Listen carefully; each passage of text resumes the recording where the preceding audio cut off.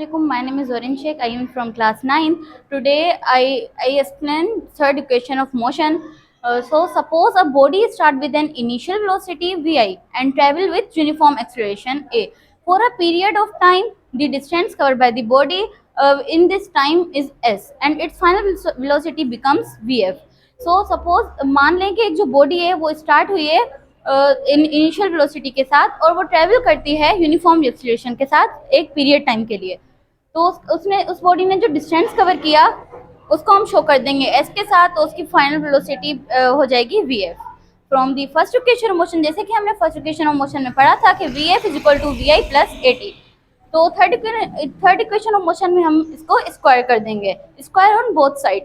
तो ए plus B square बराबर होता है A square plus two A B plus B square.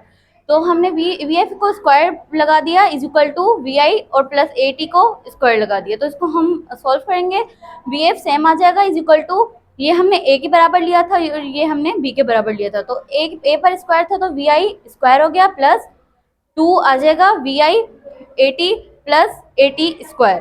So V F same लिख देंगे is equal to V I square plus two V I A T plus, अब यहाँ कुछ नहीं है तो इसकी कोएफिशिएंट में 1 होता है तो हमने 1 की जगह 2/2 लिख दिया क्योंकि ये कैंसिल होंगे तो इज इक्वल टू में 1 ही आएगा। तो ये जो 2 है वो इससे भी मल्टीप्लाई होता है और इससे भी, तो हमने ए स्क्वायर और टी स्क्वायर लिख दिया। तो दो चीज़ें हमने ली, एक ये वाला मेथड और दूसरा टेकिंग कॉमन 2 है। तो हमें इस सारे क्वेश्चन में से एक 2 और ए कॉमन लेना है, तो इसमें से हमने ये 2 और ये ए कॉमन ले लिया।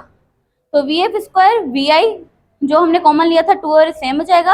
अब जैसा कि हम जानते हैं कि सेकेंड इक्वेशन ऑफ मोशन में डिस्टेंस की फॉर्मूला था V I T plus 1/2 A T square, तो हम इस वाले फॉर्मूले की जगह एस लिख देंगे। तो ये होगी हमारी थर्ड इक्वेशन ऑफ मोशन। तो थैंक यू।